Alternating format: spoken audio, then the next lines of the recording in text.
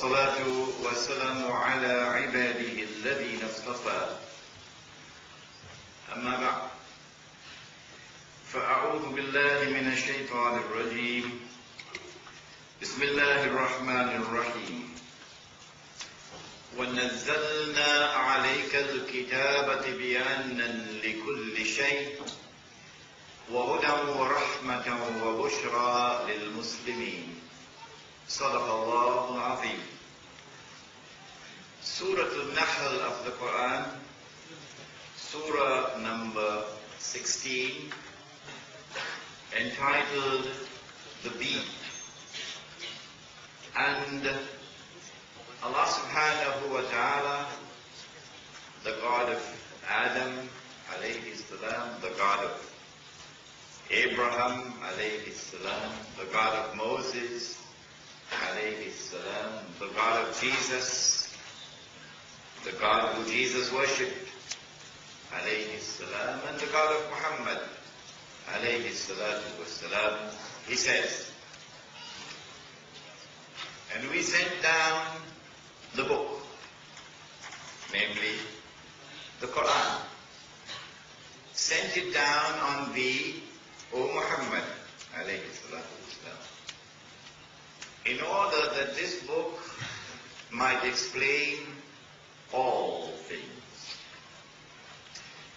And therefore that this book might explain the strange world in which we live today. The sun has never risen on a stranger world. That this book might explain the strangest thing of all in this strange world of ours. That strangest event in history, when Banu Israel, the Israelite people, who had been given the Holy Land, that the newspapers like to call Palestine, the Holy Land, and who had been expelled from that Holy Land by Allah Himself, and then had been prohibited from returning. They could come back as tourists, but you cannot come back to reclaim the Holy Land. For some 2,000 years, in a strangely scattered diaspora, suddenly, strangely, puzzlingly, mysteriously, mystifyingly, inexplicably, enigmatically, Banu Israel returned to the Holy Land to reclaim it. And a state of Israel appears on the map in the Holy Land. Only this book can explain it. And in this book, there is guidance. Guidance does not come from any other source, only from this book. That explanation and that guidance have come from Allah subhanahu wa ta'ala as an act of mercy and kindness, rahmah. And for those who have the good sense and the wisdom to go to the Quran and search for that explanation and guidance. And when they locate it, to accept it and to embrace it and to apply it. Bushra lahum, good news and glad tidings for such people. They will understand what others cannot. And they will succeed when others will not. We praise and we thank Allah, most kind,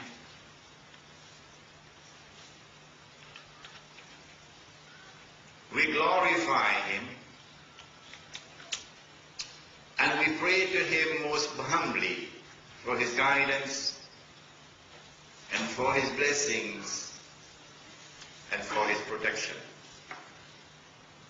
As we attempt to address the subject, this awesomely important subject that all will benefit from listening to, Jerusalem in the Quran. Indeed, this has been the subject of my latest book, which I have just completed, Jerusalem in the Quran, Allahumma Jalla Jalaluhu. Jerusalem in the Quran, an Islamic view of the destiny of Jerusalem. This book has appeared in Penang about 2 weeks ago, and then in Hong Kong last week, and now Singapore. So we are using this opportunity, in fact, to launch this book in Singapore tonight. The subject begins in the Quran with a man named Ibrahim alayhi salam, the Prophet Abraham, who was thrown into the fire because he had the courage to proclaim the truth in the face of those who clung obstinately to falsehood. They threw him into the fire. I know an island where maybe he would have got a caning. But over there, they threw him into the fire. Allah subhanahu wa ta'ala was so pleased with the servant of Allah, who was stood up so courageously for the truth, that Allah spoke to the fire and ordered the fire to be cool for him, to keep him safe. And then after that, the Quran declares, وَنَجَّيْنَاهُ وَلُوطًا إِلَى الْأَرْضِ الَّتِي بَارَكْنَا فِيهَا لِلْعَالَمِينَ.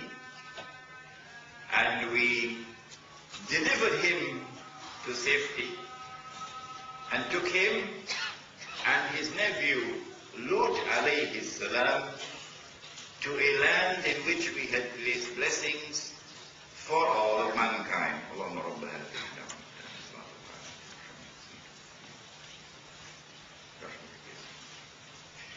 We took him and his nephew Lut alayhi salam, the Prophet Allah, to a land in which we had placed blessings for all of mankind.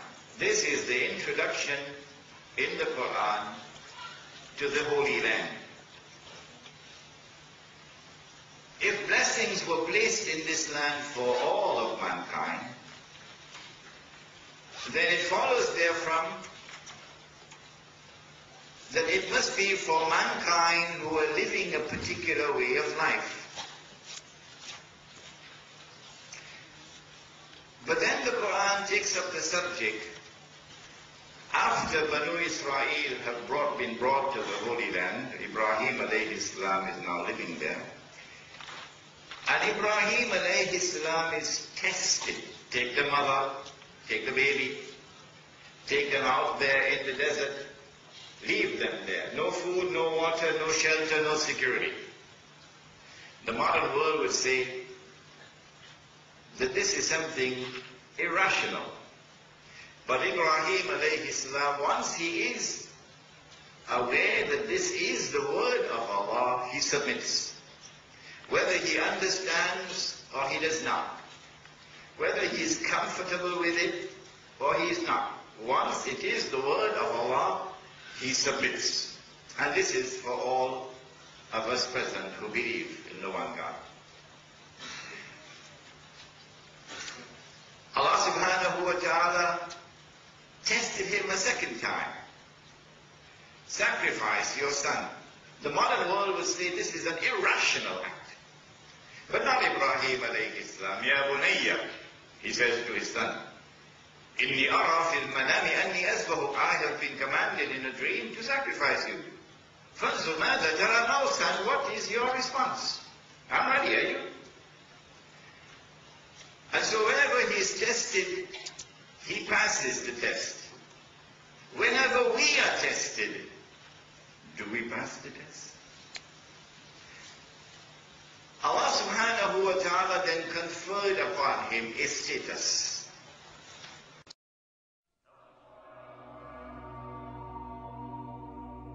Tested, he passed passes the test.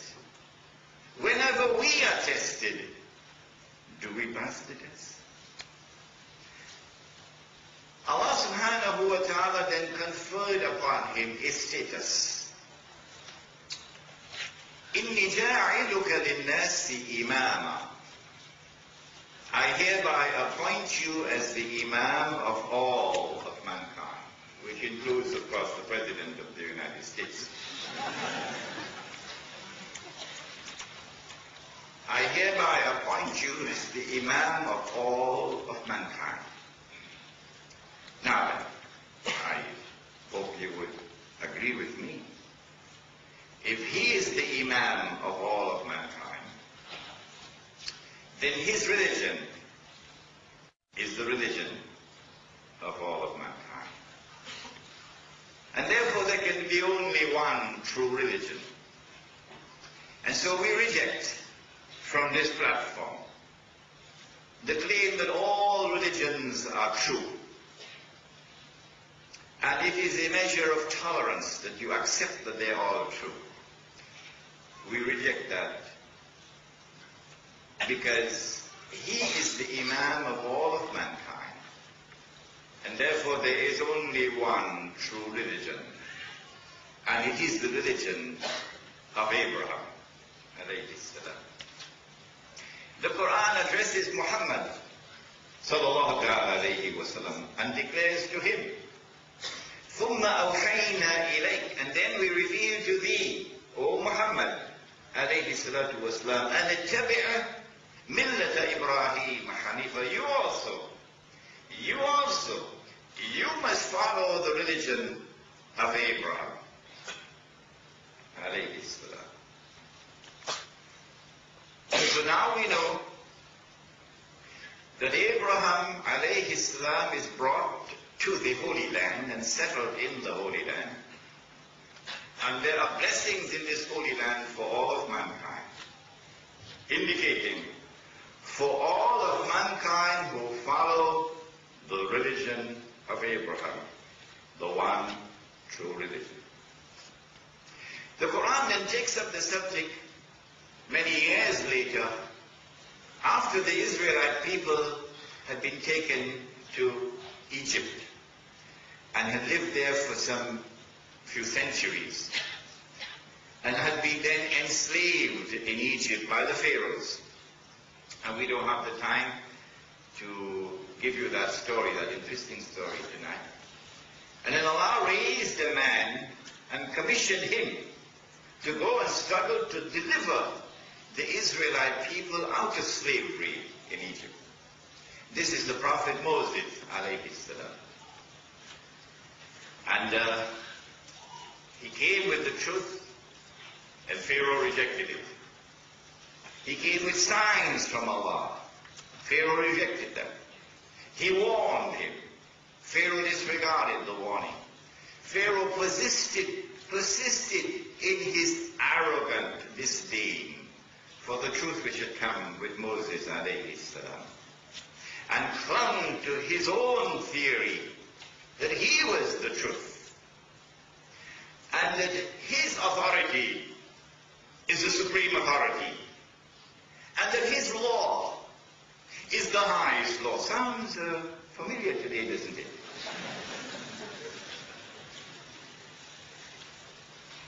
And then when the moment came for the final showdown, and Allah ordered Moses, alayhi salam, and the Israelite people to flee. And then Pharaoh pursued them.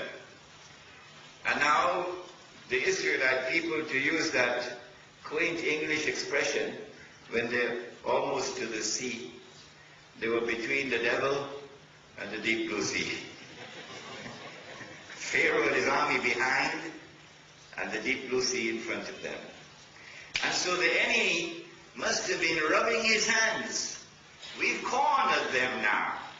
We're going to finish them now. And this upstart who dares to challenge us, we who are drunk with power, we're going to finish them now. But Allah plans his plans when they plan their plans. And when Moses, alayhi salam, reached the water Then Allah ordered him, strike the water with your rod. And then Allah parted the sea. If he could do that yesterday, guess what he can do tomorrow? وَإِذْ فَرَقْنَا بِكُمُ الْبَحْرِ We parted for you the sea. فَأَنْجَيْنَاكُمْ And we delivered you to safety. وَأَغْرَقْنَا آلَ فِرْعَوْنَ And that arrogant upstart out there who dares to challenge Allah's sovereignty and Allah's supreme authority and Allah's law is the highest law, we destroyed him. وَأَنْتُمْ تَنْظُرُونَ And it happened before your very eyes. And so now they are in Sinai, not the hospital in Manhattan. That's it. And then Moses goes up the mountain. Allah calls him up the mountain, alayhi salam. And there he receives the Torah. But it came down, the beginning of the Ten Commandments in stone tablets. And then he came back down, and of course you know the story about the golden calf and so on. And then Moses, alayhi salam, he now gives the command to Banu Israel. He says, and this is Surah Al-Ma'idah,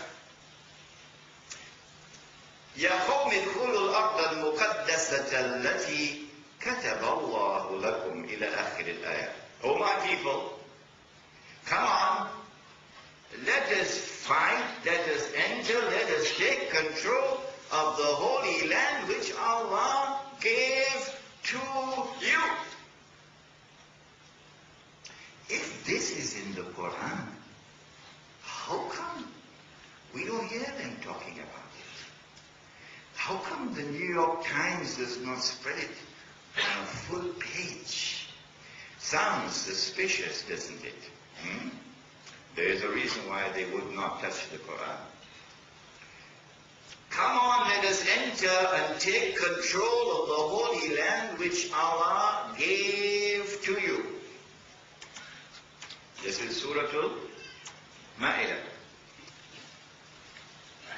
But when they were given this command, and they came to learn that the people who lived in that land were a powerful people, Goliath, for example, they didn't have a stomach to fight. So they responded to their prophet and said to him, oh no, we're not going. You and your Lord, both of you go and fight, we will stay right here. It is difficult for us to conceive of a people behaving so shamelessly, so insultingly to the prophet who is their prophet and who is there in their midst, and to the Lord who has just parted the sea before their very eyes to deliver them to safety. It was insulting behavior. And the Quran teaches us that Allah responded. What did he do? He banned their entry into the Holy Land for how long? How long? 40 years. But wait a minute. The land had been given to them. But now they are banned from entering the Holy Land. So it seems as though the grant of the land was not unconditional. It seems as though the grant of the land was conditional. And when they violated the condition, he denied them the land. And so they are debarred for 40 years. And then Allah expresses His anger in the Quran. And He speaks to the heart of His prophet, Musa alayhi salam, Moses. And He says to him, فَلَا تَأْسَ عَلَى الْقَوْمِ الْفَاسِقِينَ Do not grieve over these sinful, wicked people. I remember, must have been a rabbi, I don't know, from Los Angeles, who started engaging me in emails.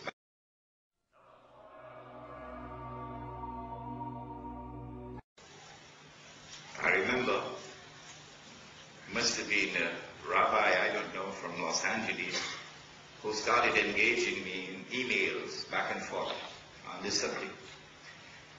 And then I got an email. He said, "Don't you have any pity for us?"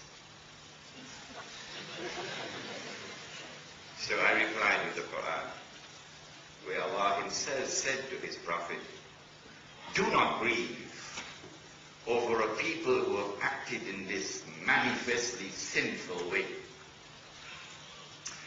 After the 40 years in the desert, and they all died in the desert, including Moses, alayhi salam.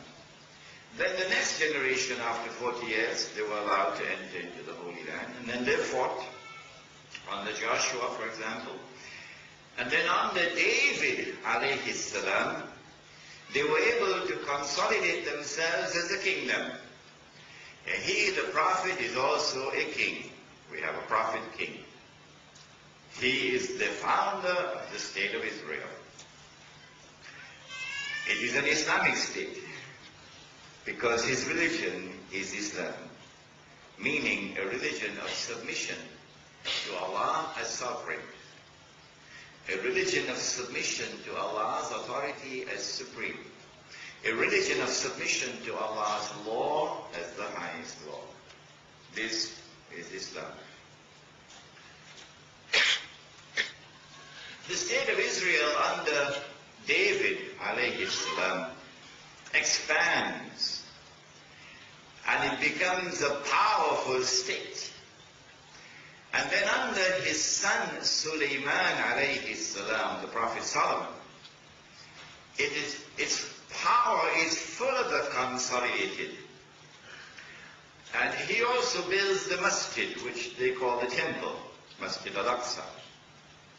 And if you read the Quran about that encounter between Solomon alayhi salam and the Queen of Sheba, Bilqis from Yemen, you will see implicit in that exchange between the two, the recognition, this is very important now, listen, that Israel was the ruling state in the world. What is the definition of a ruling state? It is a state which can impose its will on any rival.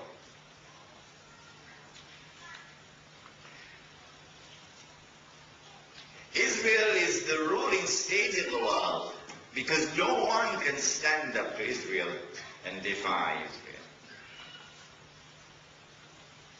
This is therefore the golden age. A golden age in which we, as the followers of the Prophet Muhammad ﷺ, we share in the joy of that golden age. It is as much our golden age as the golden age of Banu Israel. Because David, alayhi salam, is our prophet, as well as their prophet. And Solomon, alayhi salam, is our prophet, as well as their prophet. But after the death of Solomon, alayhi salam, it is then that internal conflict led to civil war, and the state is now broken up into two. There is the northern state, which is called Israel, and then there's the southern state, which is called Judah. And in the internal rivalry between the rabbis of the north and the rabbis of the south, it is now that we have what the Quran has described in great detail, the rewriting of the word of Allah. The Torah, which had come down from Allah, is rewritten several times. An example is given in the Quran.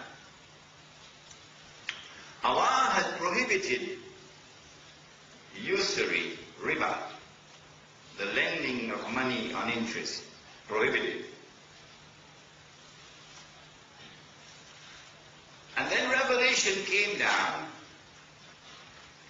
in which the Quran declared about the Jews and about the Christians. And remember, this lecture is based firmly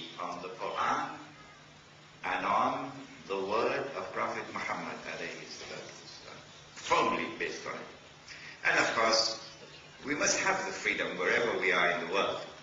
No one can deny us that freedom to teach the Quran and to teach the word of the Prophet. And so the Quran declares, اتَّخَذُوا أَحْبَارَهُمْ وَرُهْبَانَهُمْ أَرْبَابًا مِنْ دُونِ اللَّهِ.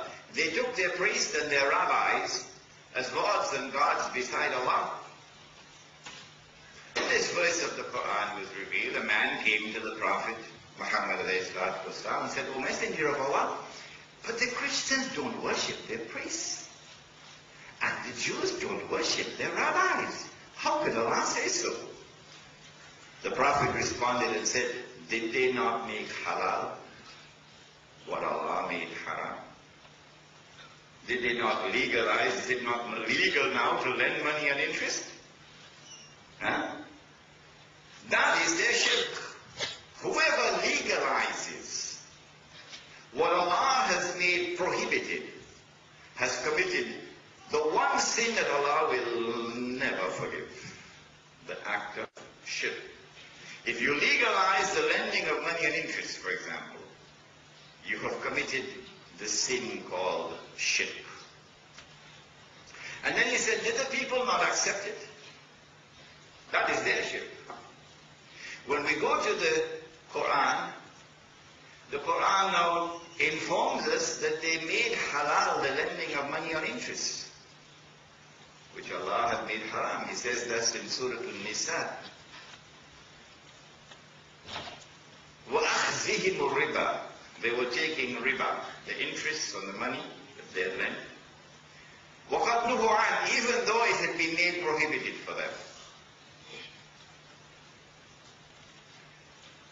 When we go to the Torah now, then we find in the Torah that someone had rewritten the word of Allah.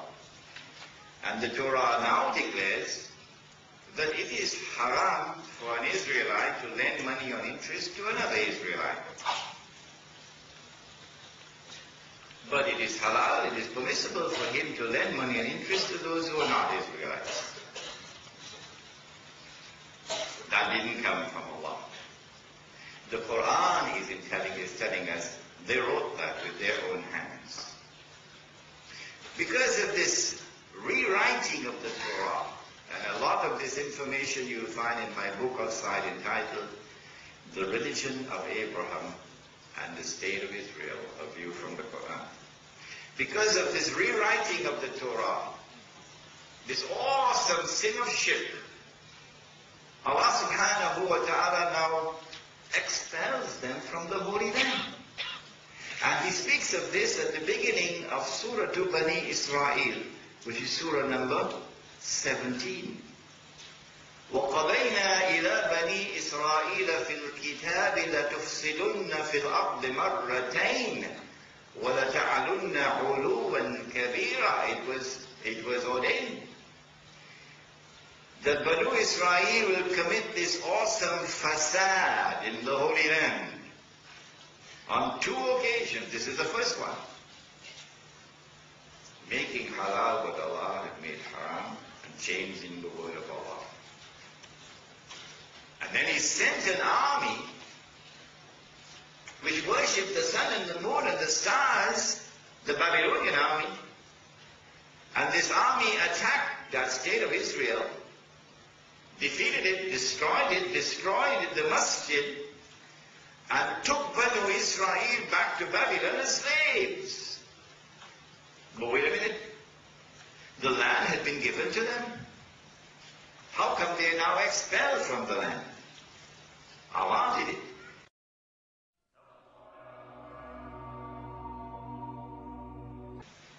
How come they are now expelled from the land? Allah did it. It seems as though the land was not given to them unconditionally.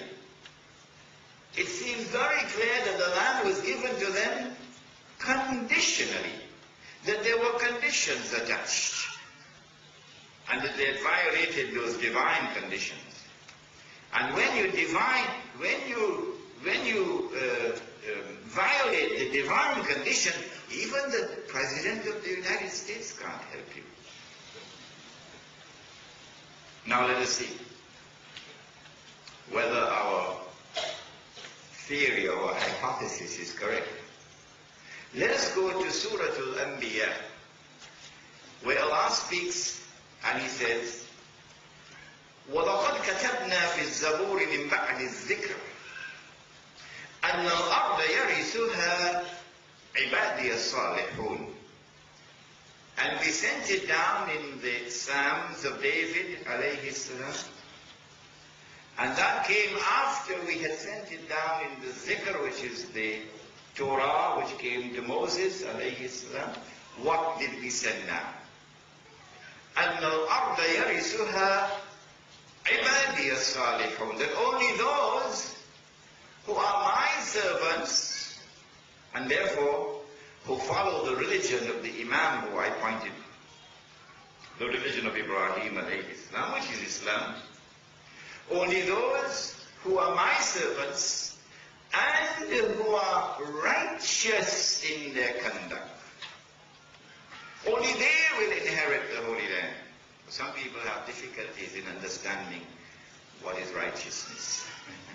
So maybe this lecture has come as an opportune moment for us to teach them what is righteousness. It is not righteousness that you turn your faces to this way or to that way. That's not righteousness. Righteousness is in your conduct. And if you drive a people out of their homes and out of the land in which they lived for no just cause other than they are Muslims, you drive them out and then you deny them for 50 long years. You deny them the right to return. That is not righteousness.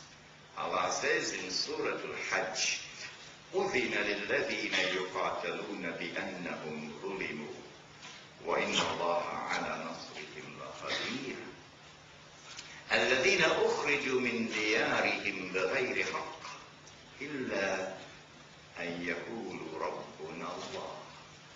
That when a people are driven out of their homes and out of the land in which they live, for no just cause other than they are Muslims, Allah gives them permission to wage war. Allah gives them permission to wage war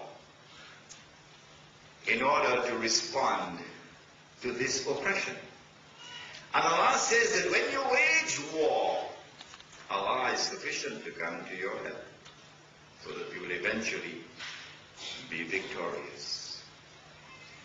And so one of the conditions for inheritance of the Holy Land is that you must be a servant of Allah and therefore following the religion of Ibrahim alayhi salam. And number two, condition for inheritance of the Holy Land is that you must be righteous in your conduct. Not righteousness as defined by the Security Council of the UN. Righteousness as defined by the one who created all of mankind. Because they violated these conditions, they were thrown out of the Holy Land. But when we go to the Torah, we find that someone changed the word of Allah on this subject. And you'll find this quote in my book, The Religion of Abraham and the State of Israel. You'll also find it, of course, in this book. It is not because of righteousness that the Lord your God has given you this good land to inherit it. No. No. Not because of righteousness. Because you are a stiff-necked people. That is what is in the Torah. Implication of this statement is that whether you are righteous or you are not, the land is still yours. Whether you follow the religion of Abraham or you abandon it, the land is still yours. That is the implication. That is false. And so now they are in Babylon, you remember? Weeping by the rivers of Babylon.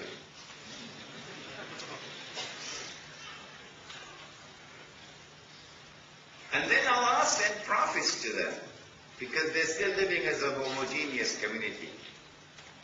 Among the prophets who were sent to them is, of course, the famous prophet Daniel. And then there is Isaiah. And these prophets communicate a divine promise. A divine promise. Listen carefully to this promise, because this is at the heart of Jerusalem in the Quran. The promise is still there in the Torah. You can read it in the Jewish scriptures, that Allah was going to send a prophet who will be known as the Messiah, Al-Masih. And when the Messiah comes, he will rule the world from the throne of David, alayhi salam. And therefore, the state of Israel. And therefore, Jerusalem, which is the capital city. And so when the Messiah comes, the Messiah will rule the world from Jerusalem. And secondly, that when the Messiah rules the world from Jerusalem, his rule will be eternal. And therefore this will be the end of history. Not what Francis Fukuyama wrote. This is the end of history, when the Messiah comes. Now if you're in Babylon, and you get this promise from Allah, then the inescapable implications, you don't need a PhD from MIT to deduce this, is number one, in order for the Messiah to rule the world from Jerusalem, the first thing that the Messiah will do when he comes, or will have to do, would be number one, he'll have to liberate the Holy Land. Having liberated the Holy Land of Babylonian rule, the second thing that he'd have to do would be to bring the Israelite people back to the Holy Land. The third thing that he'd have to do would be to restore the state of Israel. The fourth thing he'd have to do would be to ensure that that state of Israel becomes once again the ruling state in the world, once again. And so the golden age will come back. And then the Messiah can rule the world from Jerusalem. And so while they're weeping by the rivers of Babylon, they're waiting for that day when the Holy Land will be liberated. And then there was an awesomely important change in international relations. The Persian Empire defeated Babylon. And the Persian king, then having liberated the Holy Land of Babylonian rule, then ordered that the Jews be allowed to return to the Holy Land. Not as tourists, but to reclaim it. And that the temple of the masjid be reconstructed. And so when Banu Israel returned to the Holy Land and the temple was rebuilt, there is expectancy in the air. The Messiah must be around the corner. Everybody is talking about it. Messiah must be around the corner. And then Allah raised a man. Oh, he was a very strange man. You can't find.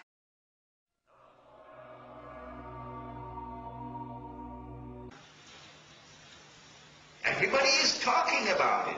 Messiah must be around the corner. And then Allah raised a man.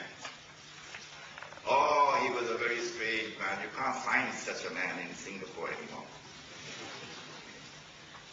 He used to wear clothing of animal skin. And he used to eat wild berries and honey and so on. And when he spoke from the heart. It wasn't just words.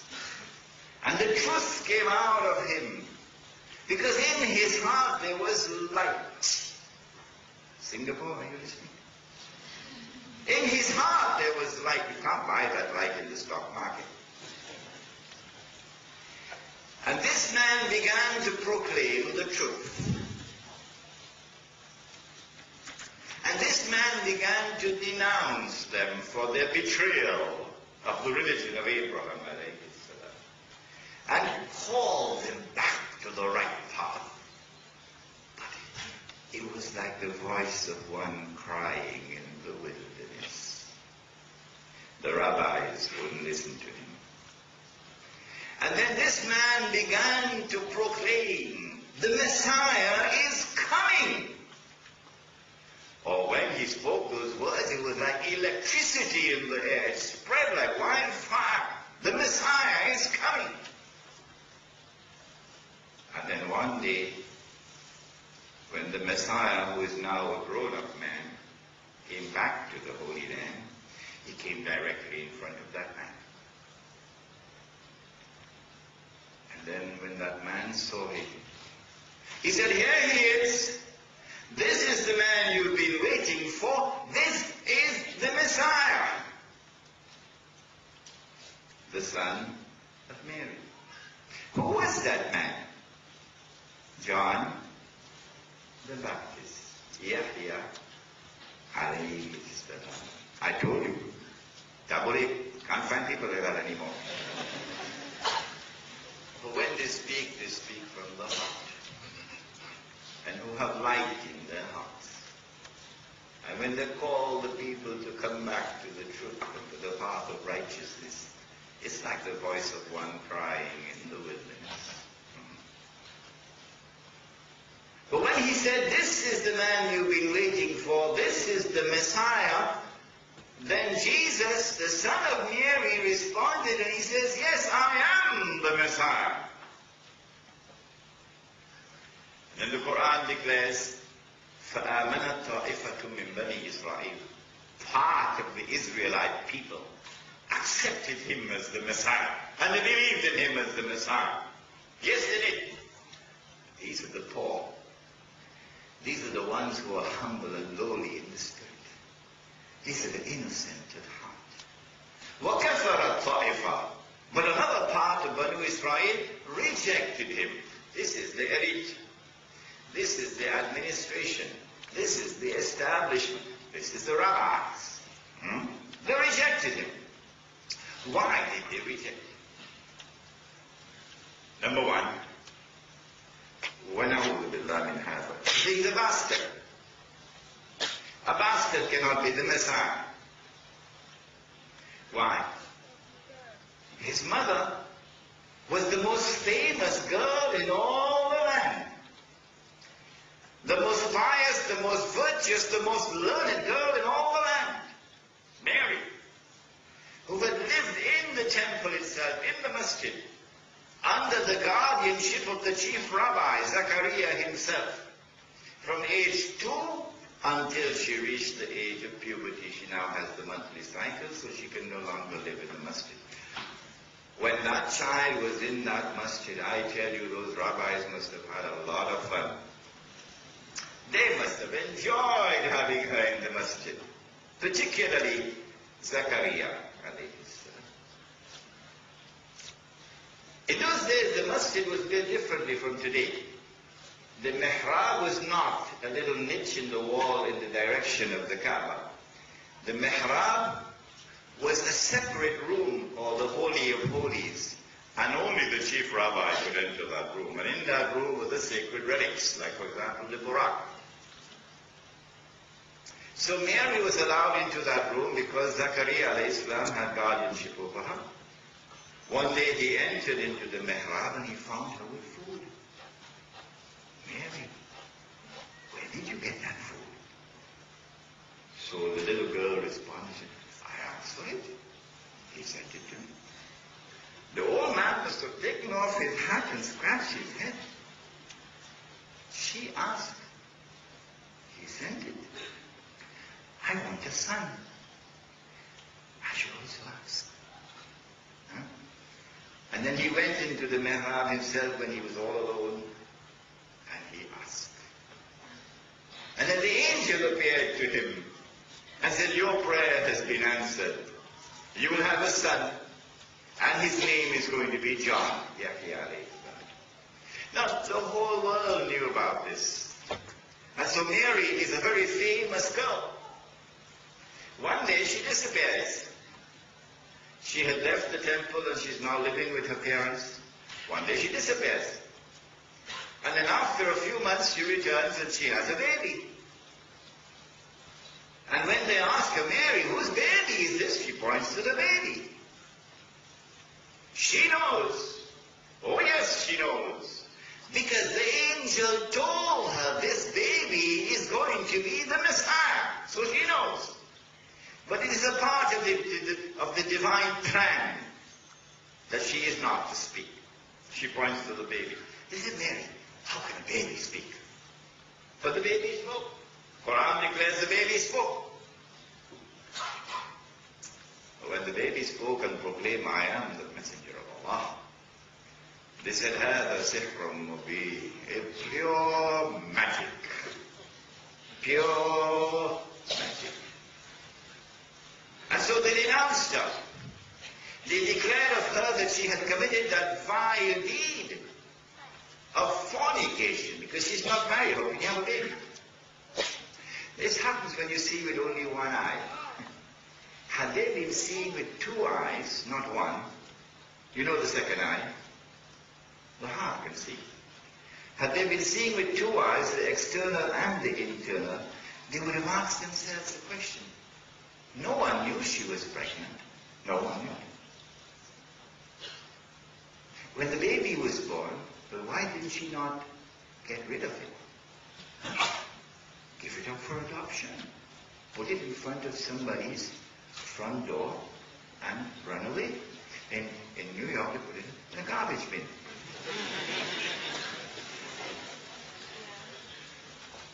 Why did she not do that? She didn't do that. She came back with the baby. She didn't come in the night time. She came in the daytime. She didn't come through the back road. She came through the front road. She didn't come with the baby behind her. She came with the baby in front of her. This is not normal behavior. There is more to this than meets the eye.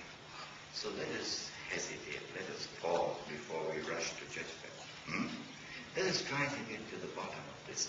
But they didn't do that because they were seeing with only one eye. Internally dead, internally blind. And so they rejected him. He cannot be the Messiah because he's a bastard. And then when the son of Mary began to denounce them, among other things, for their riba. I can't explain to you now, it would take too much time. It's not the lending of money on interest, it's another form of riba. The Americans have a beautiful expression for this form of riba. They call it a rip-off. Rip-off. In the exchange of money. He denounced them. He caught them in the temple itself, the masjid, engaged in riba. He cursed them. He turned over their tables. He threw them out of the masjid. He declared, you've taken the house of Allah and you've transformed it into a den of thieves. Today the modern world will say, he's a terrorist. Yes, that is their polluted thinking. They decided this man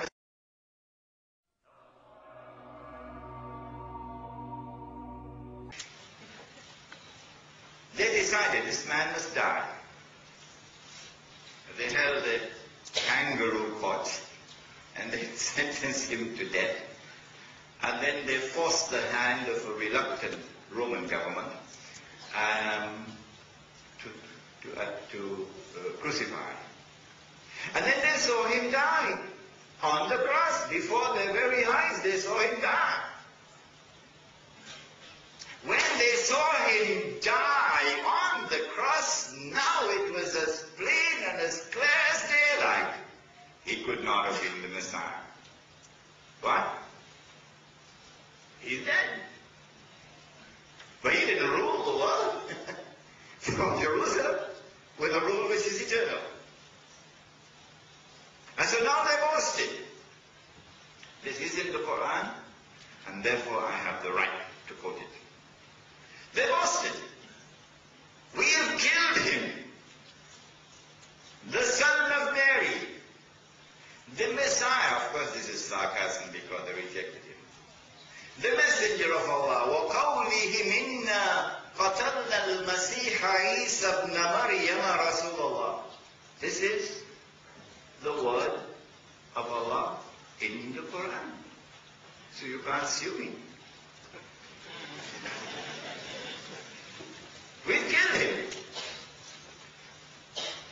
Therefore he could not have been the Messiah. And so they're now waiting for the Messiah to come. Can't live in New York and not know that.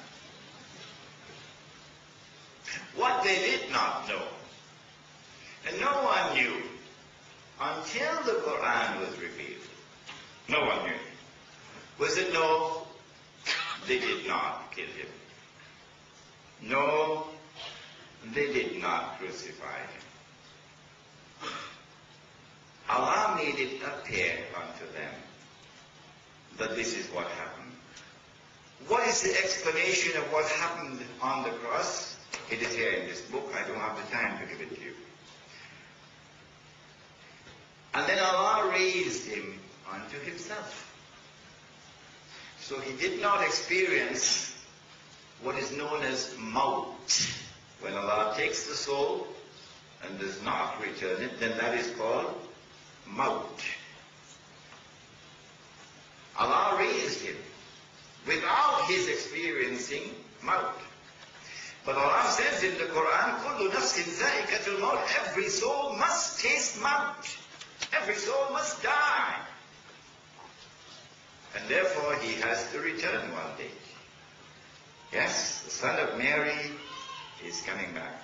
The most powerful voice in all of history to prophesy the return of Jesus, alayhi salam, is the voice of Muhammad. He's given us detailed information concerning the event of the return, on the basis of which it is possible for me to make a calculated guess and to arrive at a figure that he is going to return perhaps within the next 50 years.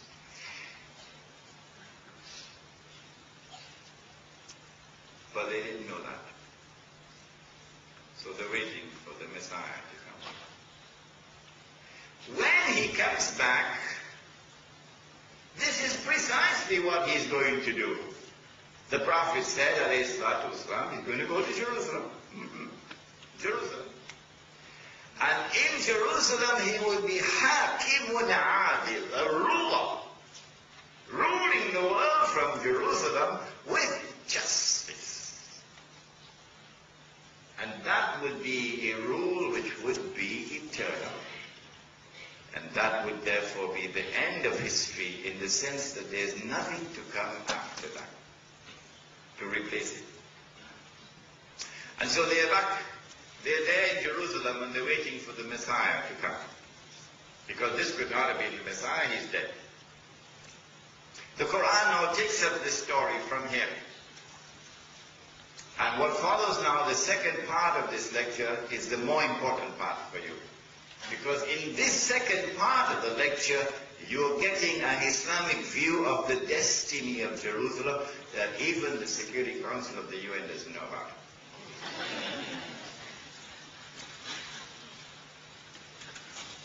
First of all, Allah expels them from the Holy Land. The first time was the Babylonian army, worshipping the sun and the moon and the stars. This time it's the Roman army, worshipping a goddess named Venus, and a god named Zeus, and a god named Mars. They are expelled from the Holy Land, but this expulsion differs from the previous one. This time Allah says in Surah Al-A'raf, وَقَطَّعْنَاهُمْ فِي الْأَرْضِ أُمَمٍ We broke them up into bits and pieces and scattered them everywhere. And so Jews in Argentina and Jews in China, and Jews in Egypt, and Jews in Russia, and Jews in Yemen, and Jews in Iraq, and Jews in Iran, and Jews in Morocco. This is divine punishment. But the rabbi says this was the divine wisdom, so that the truth could reach all of mankind. وَقَطْعَنَاهُمْ فِي الْأَرْضِ أُمَمًا. We broke them up into bits and pieces and scattered them everywhere. The second thing that Allah says is that He is a God of mercy and compassion. And so even though they committed this vilest of all deeds in attempting to crucify the Messenger of Allah, and even though they had killed Zakaria alayhi salam in the masjid itself, and even though Yahya alayhi salam was beheaded, the killing of the prophets, yet he says, Asa Rabbukum an yarhamakum. It is still possible that your Lord can forgive you. It is still possible that your Lord can have mercy on you. There is only one door to mercy. What is it? At the end of Surah Al-A'raf, Allah subhanahu wa ta'ala informs us of the door to mercy for Banu Israel. He says, those who follow the messenger, who will be Al-Ummi, Nabi Al-Ummi, meaning the prophet who could not read and write, and also meaning the prophet who is not a Jew, is a Gentile. Those who follow that prophet, whom they will find mentioned in the Torah as well as in the Gospel. And therefore, the Quran is speaking to a Banu Israel after they had attempted to crucify Isa alayhi salam. Those who follow that prophet, who they will find mentioned in the Torah as well as in the Injil, the Gospel, who will command them what is just, and who will forbid them what is evil, who will allow them as lawful as halal, what is good and pure, and who will prohibit them as haram, that which is impure, who will release them from the heavy yokes and burdens which were upon them. It is those who believe in that prophet, namely the prophet Muhammad alayhi salatu wasalam. It is those who believe in him. فَالَّذِينَ آمَنُوا بِهِ وَعَزَّرُوهُ, and who honor him, وَنَصَرُوا, and who help him, وَاتَّبَعُوا النُّورَ الَّذِي أُنزِلَ مَعَهُ, and who follow the light which came down with him, namely the Quran. أُولَٰئِكَ هُمُ الْمُفْلِحُونَ.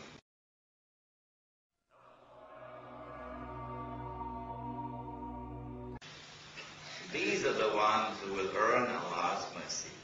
And so the door to mercy is Muhammad alayhi salatu.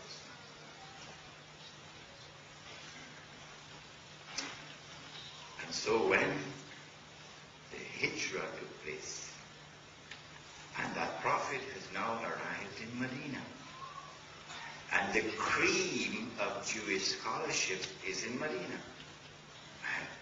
Rabbi, what are you doing in Medina? An Arabian city. The rabbi would reply and say, well, our prophets told us that that prophet who is going to be coming will come to this city. That is why we're here. So when the Prophet Muhammad ﷺ arrived in Medina after the Hijrah, The window of opportunity is now open for Banu Israel. If they accept him as the Prophet of Allah, Allah will forgive them. He makes it easy for them to accept him. He makes it easy for them to recognize that the same God who sent Moses, alayhi salam, is the same God who has now sent Muhammad, alayhi salatu wasalam. He's made it easy for them because he performs his prayer in the direction of their Qibla. He turns towards Jerusalem, not Makkah, for prayer. That was difficult for an Arab. Secondly, he fasts with them on the days when they fasted and in accordance with their law of fasting. You know what is their law of fasting? You begin the fast at sunset. And you fast all through the night and all through the next day. No food, no water. And you couldn't go to your wives during the night. Now it's real difficult for the Arabs. Real difficult. So he fasted with them on the days when they fasted and in accordance with their law of fasting. To make it easy for them to recognize that the same God who has sent down the Torah is the same God who is now sending down the Quran. But after 17 months in Medina, it has now become plain as daylight that they have rejected Muhammad alayhi salam, the Arab, as a prophet of Allah. And they have rejected the Quran as divine revelation. It has become plain as daylight that they are now openly conspiring to destroy Islam. This is there in the books of Sirah. This is not fiction, this is history. Then Allah subhanahu wa ta'ala did something momentous in history. He changed the Qibla. Turn away from Jerusalem. Turn now to Makkah. So the door is closed. You had your chance, and you blew it. Turn now to Makkah. The window of opportunity is closed. And he declared, Tilka ummatun qad khalat. That religious community is now history, dismissed. And he declared of this one, Kuntum khayra ummatin ukhrijat linnas. You are the best, which we have raised for the benefit of mankind, provided ta'muruna bil ma'ruf. You enjoin what is just and what is right, regardless of the price you have to pay. وَتَنْهَوْنَ عَنِ الْمُنْكَرِ. And you struggle against that which is false and unjust, regardless of the price you have to pay. If you do that, you are the best to have been raised for the benefit of mankind. And so now the door is closed for Banu Israel. They can no longer earn Allah's mercy. What punishment is now waiting for them? Allah speaks again in Surah Al-A'raf, and He declares, وَإِذْ تَأَذَّنَ رَبُّكَ لَيَبْعَثَنَّ عَلَيْهِمْ إِلَى يَوْمِ الْقِيَامَةِ مَنْ يَسُومُهُمْ سُوءَ الْعَذَابِ. And your Lord has announced that He is now going to raise against them those who will inflict upon them until the last day the worst possible punishment. When the Quran speaks, you better listen. Who are those who are now going to be raised? Who will now continue in their struggle until the end of history, and who will inflict upon Banu Israel the worst possible punishment. Who are they? The Quran itself answers and tells us about the first. There are two of them. Two who will be raised. I now come to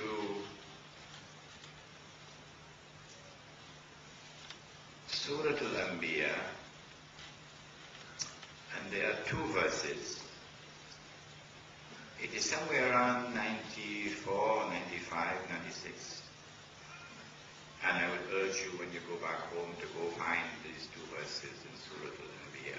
Anbiya is number 21, Surah number 21. Allah speaks about a town, the town, which He destroyed. And the people were expelled from that town. And then they were banned from returning. They could come back as tourists, that's okay, but they cannot come back to reclaim that town as theirs. Until and unless Gog and Magog are released. And when they are released, they spread out in every direction. Then these people will be brought back to reclaim that town. Let us quote the Arabic. وَحَرَامٌ عَلَى قَرْيَةٍ أَهْلَكْنَاهَا أَنَّهُمْ لَا يَرْجِعُونَ حَتَّى إِذَا فُتِحَتْ يَأْجُوجُ وَمَأْجُوجُ وَهُمْ مِنْ كُلِّ حَدَبٍ يَنْسِلُونَ. Question 1, which town is it? Question 2, Agag and Magog. The Prophet said, Gog or Ya'juj is an ummah of Banu Adam. So they're human beings. He said, Ma'juj is an ummah of Banu Adam. So Gog and Magog are human beings, just like you and I. However, Gog and Magog differ from you and I because of a hadith in Sahih Muslim, Hadith al-Qudsi, in which Allah says, I have created creatures of mine so powerful that none but I can destroy them. And so when they are released, Gog and Magog, with their indestructible power, they'll take control of the world. They will establish the world order of Gog and Magog. And since their power is indestructible, only Allah can destroy it, it would appear to Francis Fukuyama that this is the end of history. When Gog and Magog are released, then they will use their power, their control over the world is spread out in all directions. And now you will see the people of this town being brought back to the town to reclaim it. Which town is it?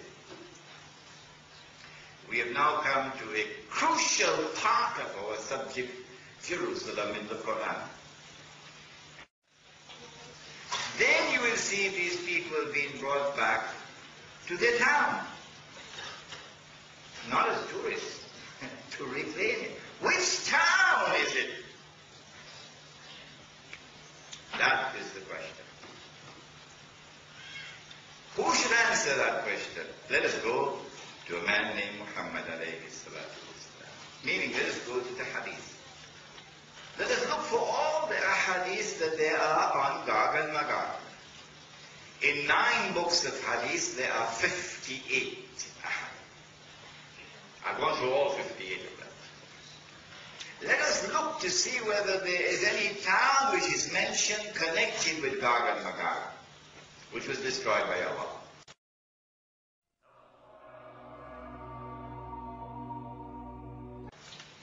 When we go through all the 58 ahadith, we find only one town mentioned,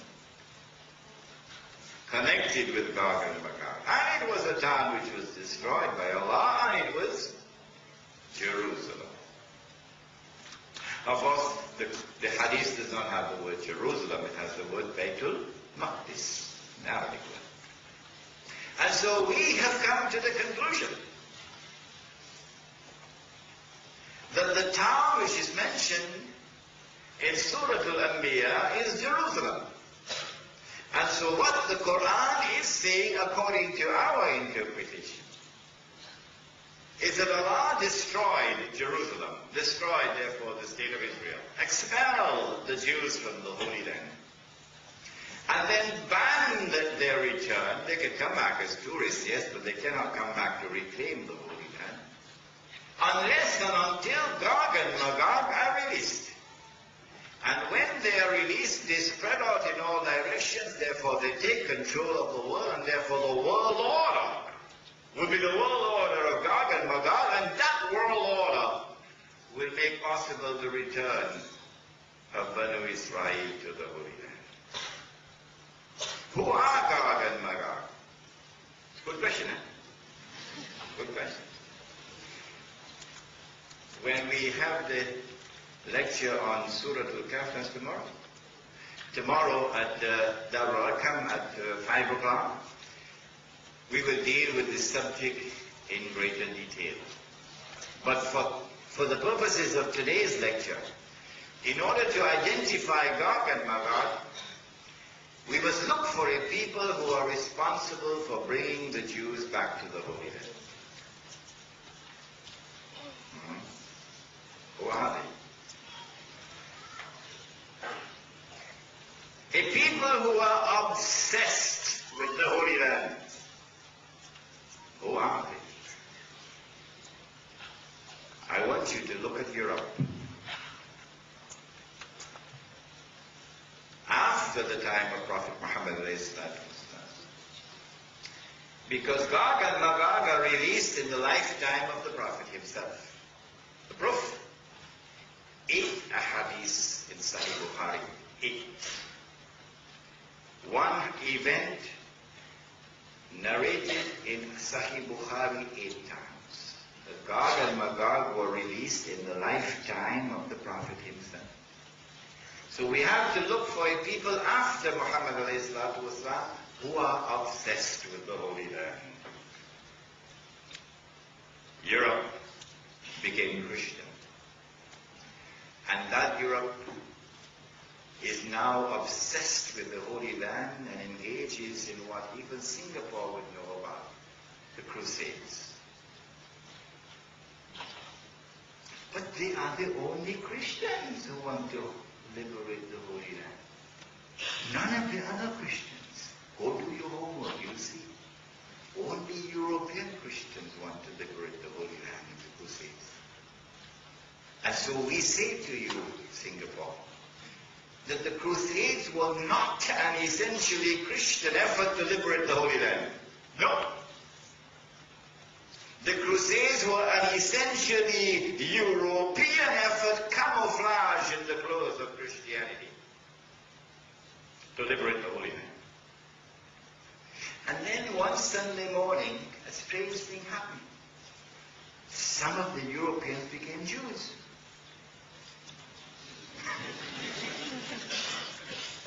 I thought you had to be born as a Jew. You had to be from the seed of Abraham. But strange things happened. And these Jews,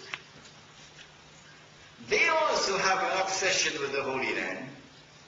They establish a movement called the Zionist movement. And the mission of the Zionist movement is to liberate the Holy Land and bring the Jews back to the Holy Land. But the strangest thing of all is, these are the only Jews who want to do that. The other Jews, who are not European, they are not a part of this. And so I have something to suggest to you, that the Zionist movement is not an essentially Jewish movement. The Zionist movement is an essentially European movement camouflaged in the dress of Judaism. And so it is Europe all around who is obsessed with the Holy Land.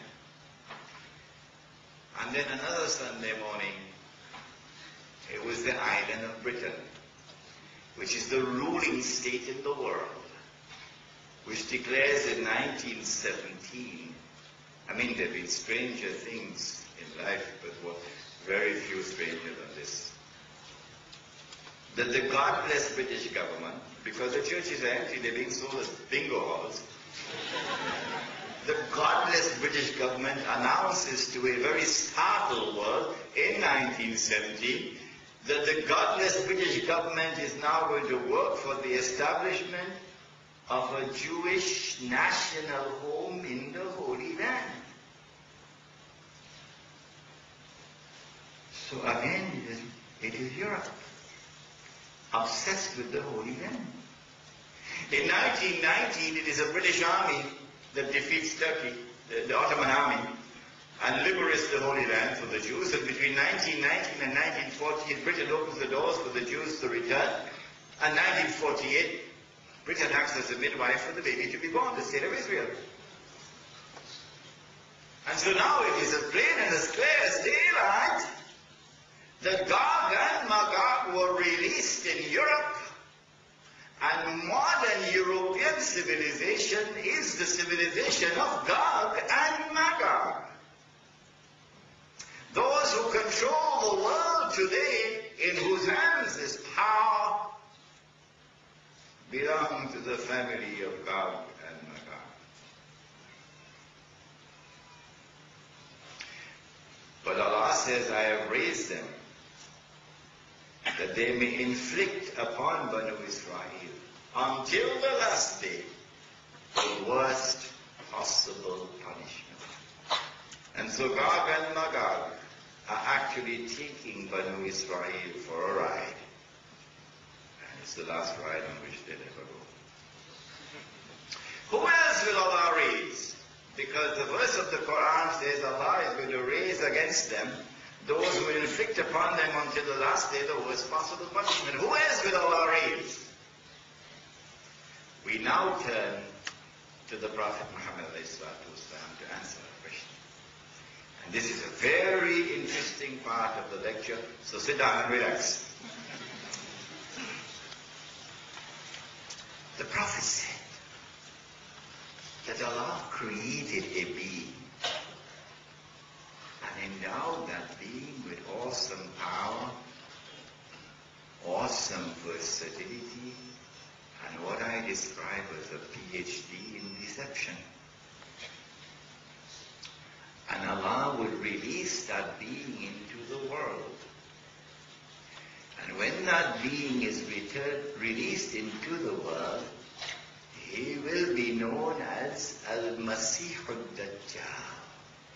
Dajjal, the false Messiah. The Christians refer to him as the Antichrist. We will not use that terminology. We'll use a more appropriate terminology, namely the false Messiah.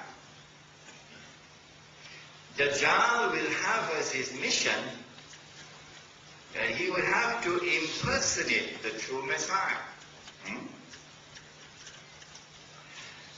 And in the process of impersonating the true Messiah, he would deceive the Jews, but he's also going to attack all of mankind, including Singapore.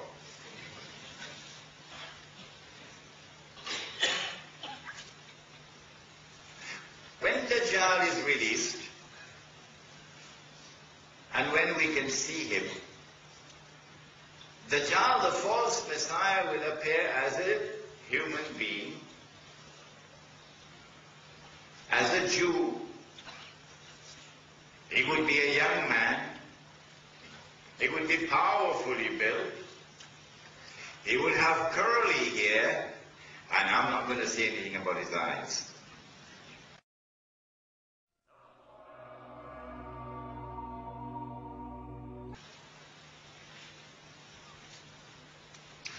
If Dajjal is to impersonate the Messiah, it follows therefrom, listen carefully, in order for him to convince Banu Israel that he is indeed the Messiah, the first thing that he'll have to do would be to liberate the Holy Land for the Jews. Then they'll be convinced. The second thing that he'll have to do would be to bring the Jews back to the Holy Land. Then they'll be convinced. The third thing that he'll have to do would be to restore a state of Israel in the Holy Land. Then they'll be convinced. Golden Age is coming back. The fourth thing that he'll have to do would be to cause that state of Israel to become the ruling state in the world, and someone should tell this to George Bush. Because he doesn't know anything about it would do the President of the United States of America a lot of good if he could sit down and listen to this lecture. And then when the state of Israel has become the ruling state in the world, then Dajjal must rule the world from Jerusalem in what would appear to be a rule which is eternal and therefore the end of history. When Dajjal has done that, then he can rub his hands and he can say, mission accomplished.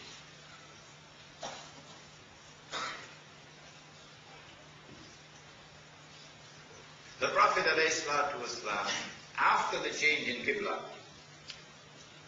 suspected that the Jewish boy in Medina was Dajjal. He took Umar radiallahu ta'ala anhu with him. You know Umar? You know Umar radiallahu ta'ala anhu? Huh? About whom he said, if there were to have been a prophet after me, it would have been him. But there is no prophet after me. So he took Umar with him to go and question this Jewish boy, whose name was Ibn Sayyad. And having questioned him, the boy was rather impertinent in his answers. So Umar was annoyed. He said, "O Messenger of Allah, give me permission, I'll cut off his head." Today, of course, they see the terrorists.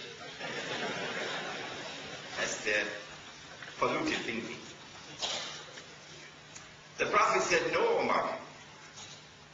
If he is Dajjal, you can't kill him.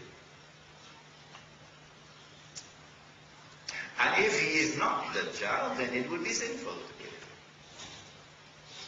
Implicit, therefore, in that answer is that the possibility exists that he could have been Dajjal, and therefore the Dajjal was already released. Dajjal is already released.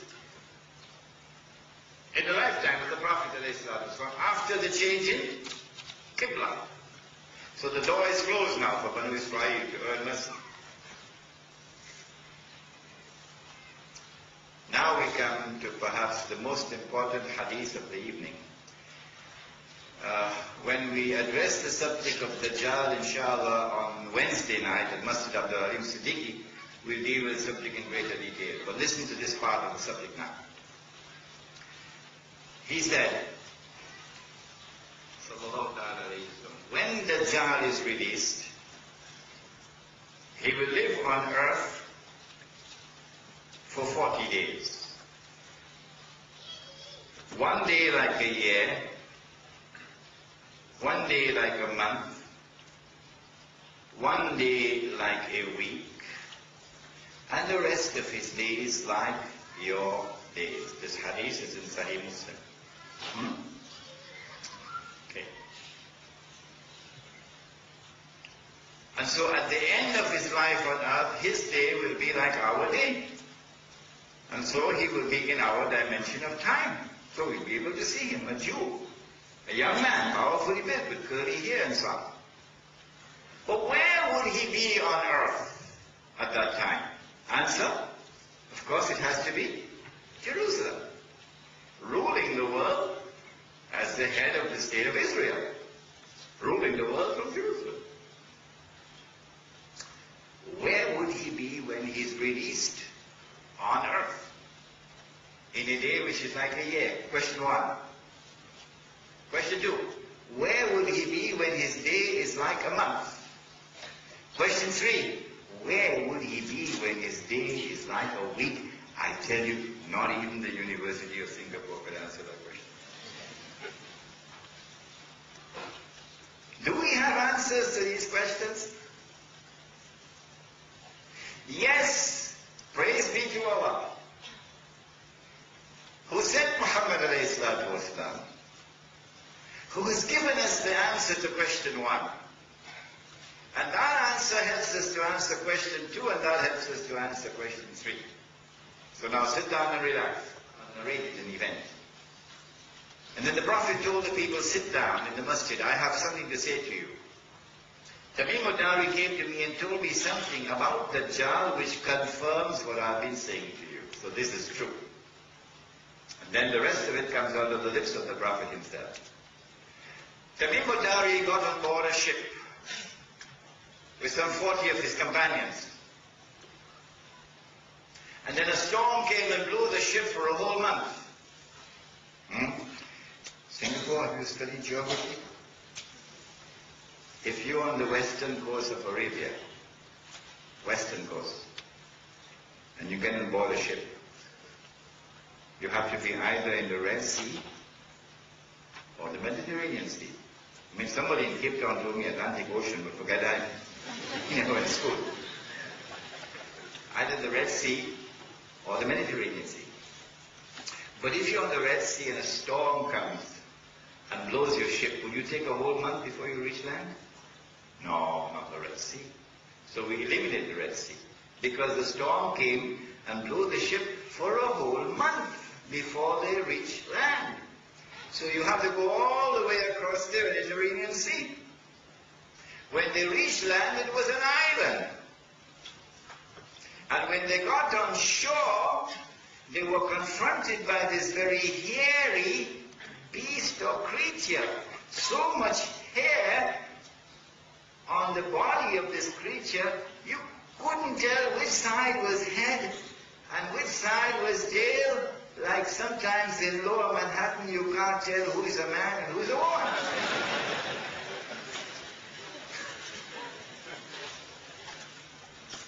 At least some Singaporeans are smiling. But there's some, I can't get them to smile, I don't know what's wrong.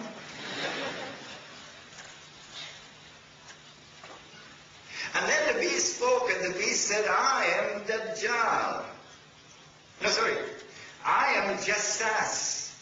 Jassas means spy. Spy. So you get a good job in the internet now. I'm spy. So this is an island which has a PhD in spying, and espionage, and intelligence work, you know, James Bond kind of stuff. And then the Jassas said to Tamim al-Dari, there is someone waiting to see you out there, pointing to a monastery. So Christianized. When they went to the monastery, they met this young man, powerfully built with curly hair. But he was in chains. His hands are chained to his neck, and his feet are chained together. And this man questions them. Among the things he asks them, you remember I told you, probably another 50 years, remember? This hadith helps us to understand. He says, is there any water left in the Sea of Galilee? The Sea of Galilee in the Holy Land is the biggest source of drinking water for the entire area. So they said, yes, plenty of water. He said, I don't think it will last for long. Strange.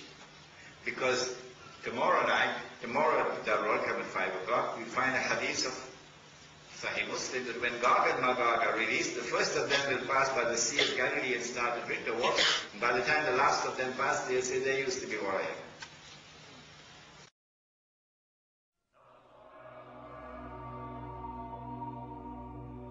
Strange.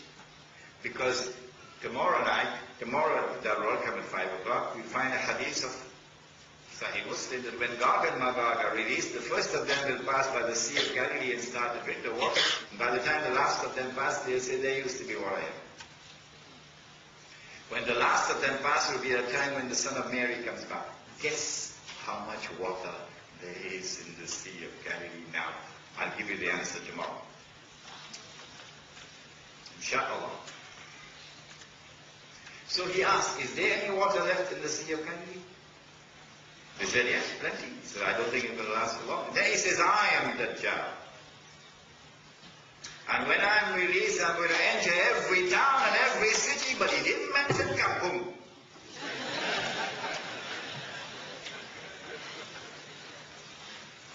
He didn't mention Kampung. We'll enter every town and every city.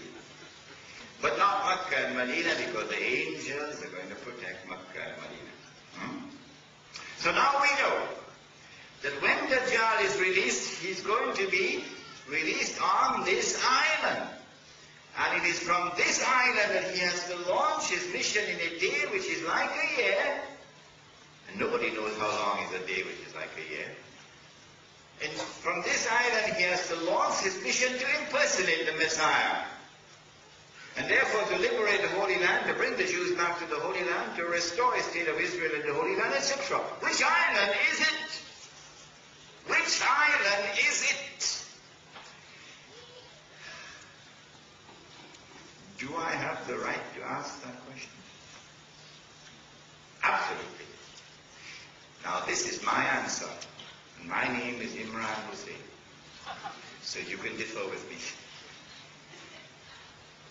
But if you differ with me, you're not allowed to leave the hall. Now, you will have to tell me which is the right answer, if my answer is the wrong answer. And you'll also have to give me the evidence which supports you. My answer. In 1917, it is the island of Britain, which having become the ruling state in the world, ruling the world with military power, and ruling the money of the world through the Bank of England, because they got us. Meanwhile, the scholars of Islam were eating halwa. They took away the real money, which has intrinsic value, and they replaced it with paper money, which they could manipulate. You don't have to have a PhD from Harvard to understand this, which you can manipulate the paper value of the paper money. And when the paper money collapses, as they did in Indonesia, you can rip them off. And so half of the country now below the poverty line. You have sucked the blood of the people. Shame on you. This is what happens when paper money replaces real money. So Britain now rules the world in terms of military power. Britain controls the money of the world through the Bank of England, because now you're using paper money. In 1917, this Britain issues the Balfour Declaration that I spoke of earlier. In 1919, a British army defeats the Turkish army and liberates the Holy Land for the Jews. From 1919 to 1948, Britain allows the Jews to return to the Holy Land that the Ottoman Empire had not allowed. You could come out as a tourist, but you can't come back to reclaim the Holy Land, no. Not while the Ottoman Empire was there. And in 1948, the island of Britain acts as the midwife for the baby to be born, the state of Israel. And so my answer is that the island is Britain.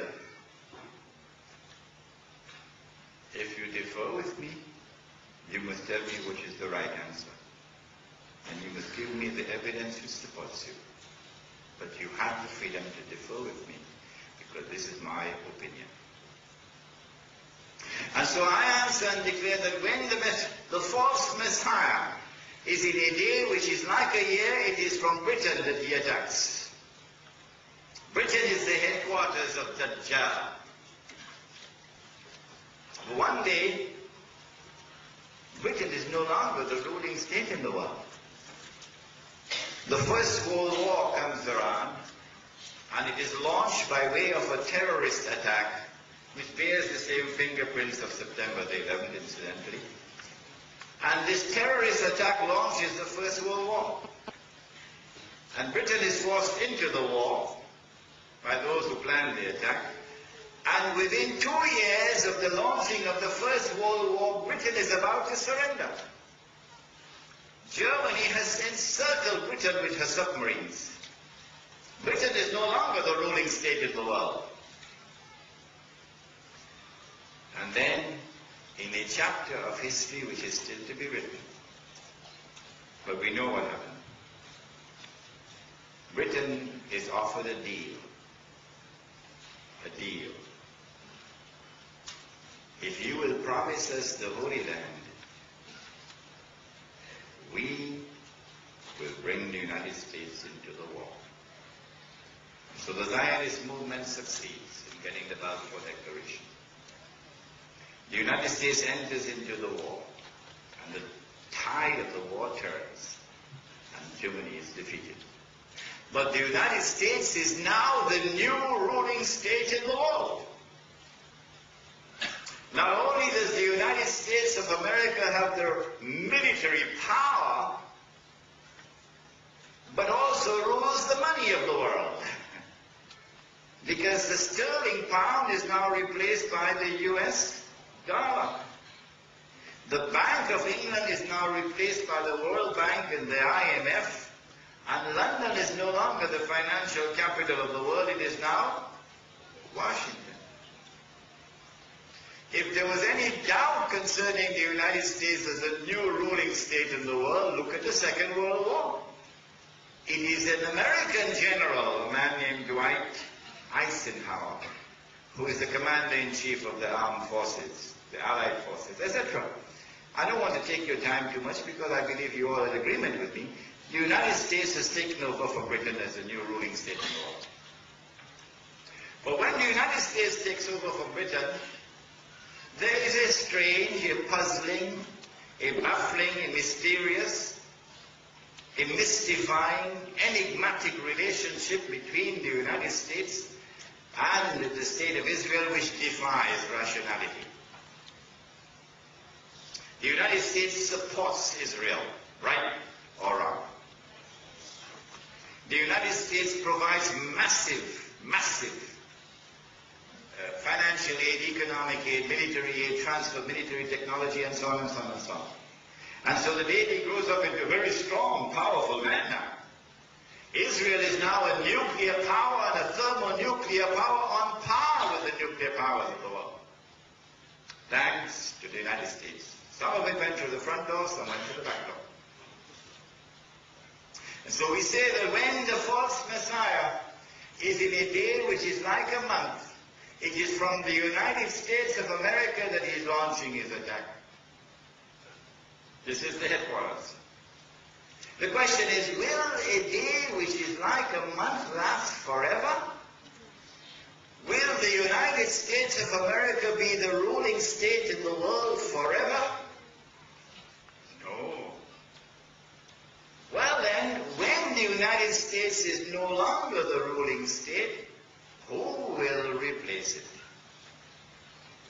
The answer, which only those who follow Muhammad ﷺ can give, is that the state of Israel will replace the United States of America as the ruling state in the world.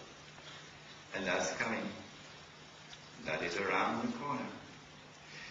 My assessment is that September 11th was meant to function as a catalyst to facilitate this movement.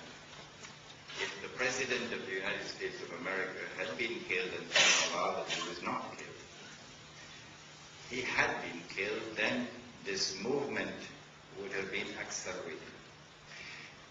In order for Israel to become the ruling state in the world, a big war has to be launched. And the territory of the state of Israel has to dramatically expand, and that is around the corner.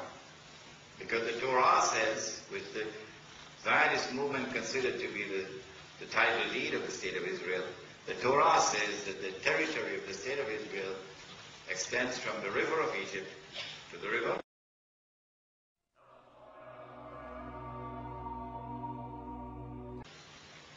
When Israel launches that big war, and it witnesses a dramatic expansion of the territory of the state of Israel, and of course you can now get rid of the Palestinians, send them to Iraq, send them anywhere you want, export them.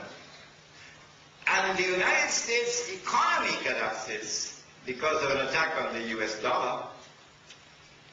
At this time, Israel now becomes the ruling state in the world. My assessment, I think that is coming within the next 5 years or so. When Israel becomes the ruling state in the world, then Dajjal, the false Messiah, will now be in a day which is like a week. And so Israel is going to rule the world for a much shorter period of time than the United States, and a much shorter period of time than Britain ruled the world. It is at this time that real oppression of the followers of Muhammad ﷺ will already take place. What we are now experiencing is an introduction to oppression. The Prophet said, he said that a man would pass by a grave and roll over the grave and would say, I wish I were in the grave rather than the dead man. Not because of religious reasons, but because of relentless oppression.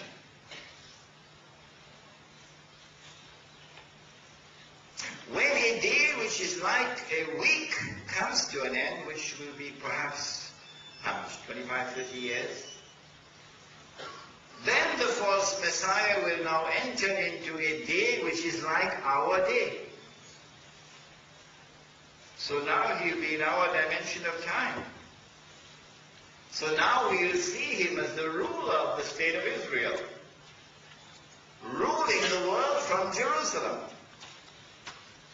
It is at this time that the water in the Sea of Galilee will dry up.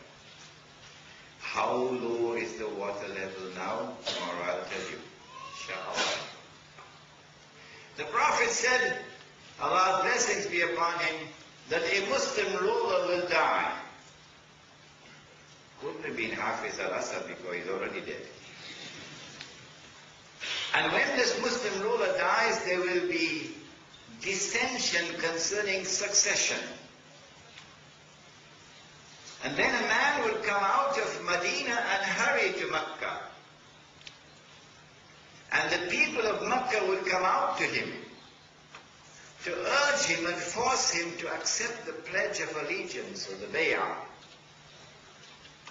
He said, this man would have my name and his father's name would be my father's name.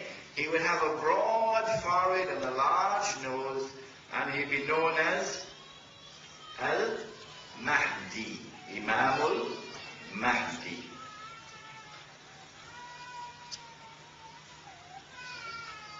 In order for the people of Mecca to come out to him, he had to be a well-known person. Mecca has always been a Sunni city. Mecca has never been a Shia city. And so it is impossible for us to hold the view that the Mahdi, when he comes to Mecca, would be a Shia personality. Mecca would not accept a Shia as their Amir or Imam or Khalifa. When the Mahdi accepts the bay'ah, then he is attacked by an army from Sham, Syria. The Prophet said that when an army crosses Medina going down south to Mecca, the earth is going to open and swallow that army. This is one of the 10 major signs of the last day. When that happens, then you can no longer deny this is the Mahdi. We will now wait to see what Iran does. Those who accept him as the Mahdi are our brothers. Those who do not are not our brothers. Then he's going to be attacked by an army from Arabia, said the Prophet ﷺ. An army of the Quraysh of the Kalb. And armies, of course, are under the control of government. He will defeat that army. And when he defeats that army, then the Arabian Peninsula would have been liberated and Darul Islam would have been restored. When Darul Islam is restored, it means that Allah's sovereignty is now recognized. Allah's authority is recognized as the supreme authority, not the Charter of the United Nations Organization. Allah's law is now recognized as the supreme law, not resolutions of the Security Council. And so Darul Islam has been restored. Islam is now re-emerging as a potent force in the world. That's around the corner. It's coming. This constitutes the most potent of all threats to the state of Israel. When the Islamic revolution comes to Arabia, the heartland of Islam. And so Dajjal has to do something. And so he attacks the Mahdi. The Prophet said, alayhi salatu wasalam, he's not going to be using tanks for his attack. The Prophet said he's going to come from the east. He pointed his fingers to the east 20 times. He's going to attack from the east. How will he attack? Dajjal is going to ride on a donkey. The donkey will travel as fast as the clouds. The donkey will have his ears stretched out wide. I traveled on that donkey to go to Hong Kong last week. So, you're talking about fighter aircraft, big aerial warfare. Dajjal is strong in the air. He has command of the skies. He has his fighter aircraft. He has his helicopter gunships and so on. But when Dajjal attacks, the angels will defend Makkah and Medina, and Sahih Muslim says that the attack will be diverted to Damascus. And then the Prophet ﷺ has described in some detail what is now going to happen. It is reminiscent of what happened over there by the Red Sea. When Moses alayhi salam and Banu Israel, it was seen were cornered, no way out. They were between the devil and the deep blue sea, remember? And at the last moment Allah intervened. Similarly, history repeats itself one more time. When the whole world believes that Islam is a spent force, when the whole world believes that the moment has come finally and at last to finish with Islam, it is at this moment. Dajjal is outside the masjid, says the Prophet ﷺ, followed by 70,000 Jews from Isfahan, which means that the state of Israel, power in the state of Israel will move from the European Jews to the Jews of the Arab world. That transfer of power has already started. Dajjal is outside, followed by 70,000 Jews from Isfahan wearing the Jewish shorts. And the Imam is inside the masjid, and the masjid is barricaded because Israel has invaded Syria. It's at this time when the Salat is about to take place, this last moment that Allah intervenes. And the true Messiah comes down with his hands resting on the wings of two angels. And Jesus comes down in the masjid. And when the Imam sees the son of Mary, he will say what John the Baptist said before. History repeats itself. He will say, here he is, this is the son of Mary. Positive identification. Mirza Ghulam Ahmad, heard about him? He said, I am the fulfillment of that prophecy about the return of the true Messiah.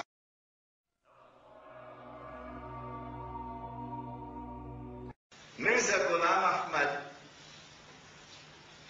heard about him? He said, I am the fulfillment of that prophecy about the return of the true Messiah. But he had a big problem. His problem is that the Messiah who is coming is the son of Mary, and he happened to be the son of a Punjabi woman.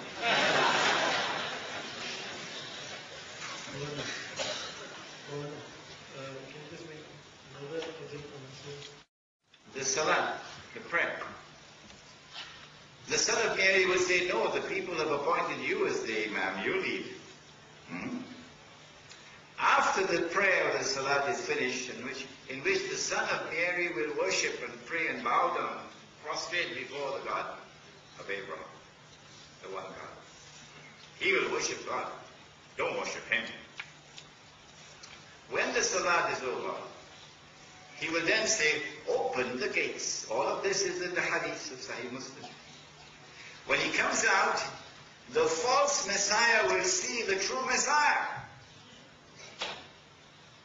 And the false Messiah will become so scared that the Prophet used an Arab expression. He says he's going to melt like salt melts in water. And then the false Messiah will flee. In which direction? Baghdad? No. The state of Israel. And the true Messiah pursues him and overtakes him in a place called Lud. And Lud is the headquarters of the Israeli Air Force. So it's aerial warfare. And the true Messiah now kills the false Messiah. That's coming around the corner. Within the next 50 years, inshallah, I believe. Of course, I can be wrong, but this is my plausible guesswork. When the true Messiah kills the false Messiah, then an essential component of the support of the state of Israel and of the world order that controls the world today would have been demolished. After this comes the destruction of Gog and Magog, which is tomorrow's lecture. So I need not speak on it today. When Gog and Magog are destroyed, and Dajjal, the false Messiah, has been killed, then the very foundations of the world order which controls the world today will have been demolished. My suspicion is that the world of modern technology will also come to a halt at that time. At this time, said the Prophet ﷺ, I'm going to quote two ahadith now, but do please remember, these words are not coming from me. They are not my words. These are the words of the Prophet Muhammad ﷺ. And I have the right to quote the Prophet in order for me to teach this subject. He said, this is the first hadith I'm quoting, which is not in Bukhari and not in Muslim. This hadith is in Tirmidhi, the Sunan of Tirmidhi.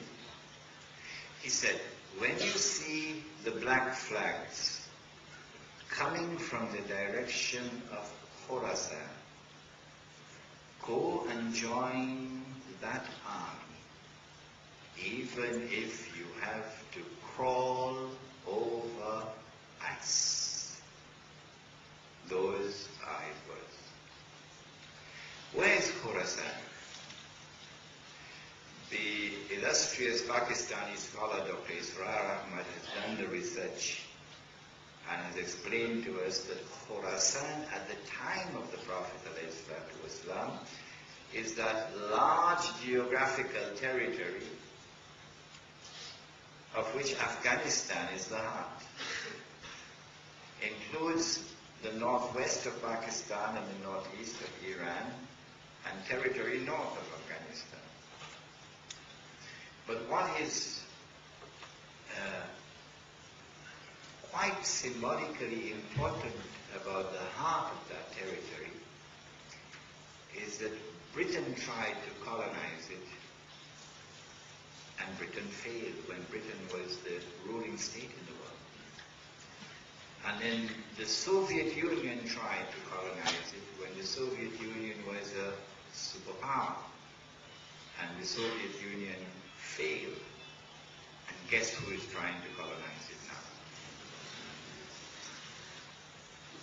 When you see that army coming from Khorasan, go and join that army. Even if you have to crawl over ice. And so, Singapore, I have a gentle word of guidance to share with you. And I'm entitled to do that because I'm in the status of a teacher, teaching Islam around the world, not just Singapore. This is my word of guidance. When you look for those who are your guides, your teachers, the men whose opinion you cherish, to guide you on the right path, to teach you your religion, ask yourself, is this the kind of man who would crawl over ice to go and join that army, which will come from Khorasan? If he is not, then go look and search for such a man. Go and join that army, said the Prophet ﷺ. Because no one will be able to stop that army until it reaches Jerusalem. Those are his words. And so the destiny of Jerusalem, as it emerges from the lips of Muhammad ﷺ, whether our enemies accept it or don't, whether they are comfortable with it or they are not, is irrelevant. Our leader has said, and we believe that he has spoken the truth, that it is the destiny of Jerusalem, that an Islamic army, an armed Islamic resistance will liberate the Holy Land. There is no peace talks which will resolve the problem when Muhammad ﷺ has spoken. That jihad is already in progress.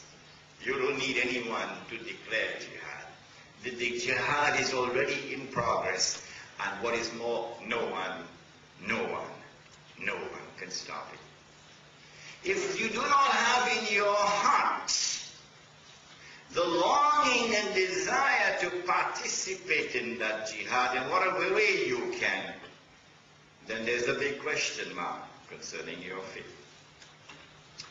When that army comes from Jerusalem, from Khorasan, then the Prophet spoke, and this is the last hadith I'm going to be quoting, or maybe the second to last.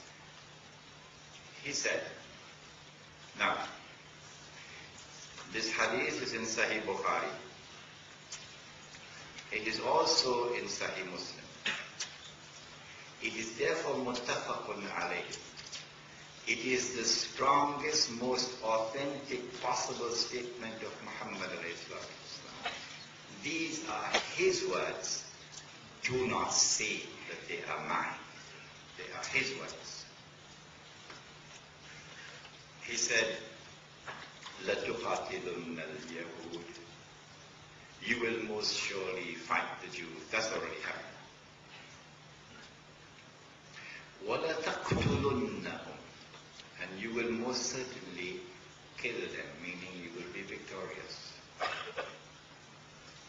حَتَّى يَقُولُ الْحَجَرُ. At that time, the stones will speak. يَا Muslim, O Muslim, هَذَا يَهُودِيٌّ وَرَئِي. There's a Jew hiding behind me. فَتَعَالَى فَقْتُلْ. So come and kill him. This will result in the liberation of the Holy Land and the destruction of the state of Israel. And then the Islamic state of Israel, the one of Dawood alayhi salam and Sulaiman alayhi salam, that will now replace it in the Holy Land. And so Islam will become the ruling state in the world. And the true Messiah will now rule the world from Jerusalem, with a rule which will be eternal.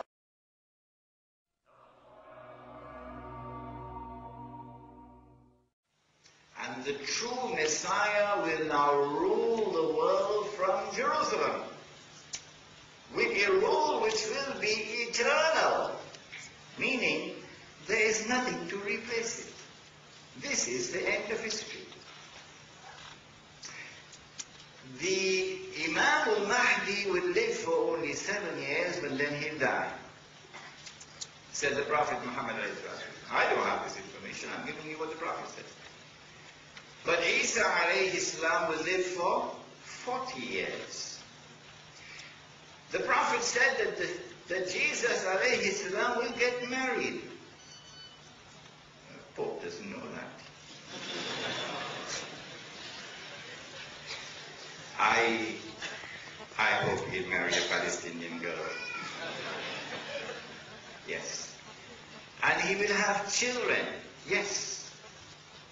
And then he will die. Yes. So don't worship him, because he's going to die. Worship the God who never dies. And then said the Prophet Muhammad ﷺ, he's going to be buried next to me in Medina. This would be the end of the story of Jerusalem in the Quran. What follows after this is the last part of the last stage of history. We don't know how long it will last. Nobody knows, only Allah knows. But at the end of that, Allah is going to bring the world to an end. But at this time,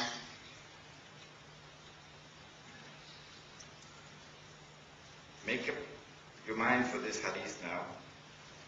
Prepare yourself for it. There will be such a collapse of morals, sexual morals of the world, and you can see it coming now. That people will be committing sexual intercourse in public like donkeys.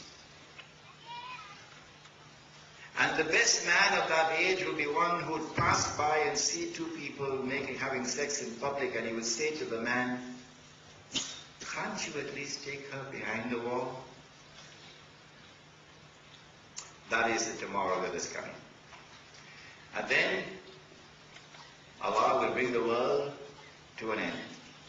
And then will come the day of judgment, when we stand before Allah. And then all that is spoken in the Quran, and we have quoted in this book, all of these things will now be seen with the eyes which can no longer be denied. This has been Jerusalem in the Quran, and I've taken exactly 2 hours. Before I end, let me commend that you read this book, because the entire lecture is in here. I could not give you the whole lecture. And one final word, my teacher who trained me, Maulana Fadlur Rahman Ansari, was also trained by Maulana Abdul Alim Siddiqui, rahimahullah. Maulana Abdul Alim Siddiqui visited Singapore something like 26 times in the 1920s and 1930s. And I heard the story of how this masjid was established. And Maulana Fadlur Rahman Ansari, who was my teacher, he lived in Singapore in 1935 for 1 year. He wrote this book, which is now available outside, The Quranic Foundations and Structure of Muslim Society. If we are to establish Islam today, then this, I suggest to you, is the manual, the handbook, the guide we should follow, in order that the Quran may be the means through which we can establish Islam today. I hope and pray that you would support Masjid Abdul Alim Siddiqui in their effort to try to raise the funds needed to reconstruct the masjid. I will also put my hand in my pocket to give whatever I can, and I hope that you will also do the same. ربنا تقبل منا إنك أنت السميع العليم وتب علينا يا مولانا إنك أنت التواب الرحيم برحمتك يا أرحم الراحمين.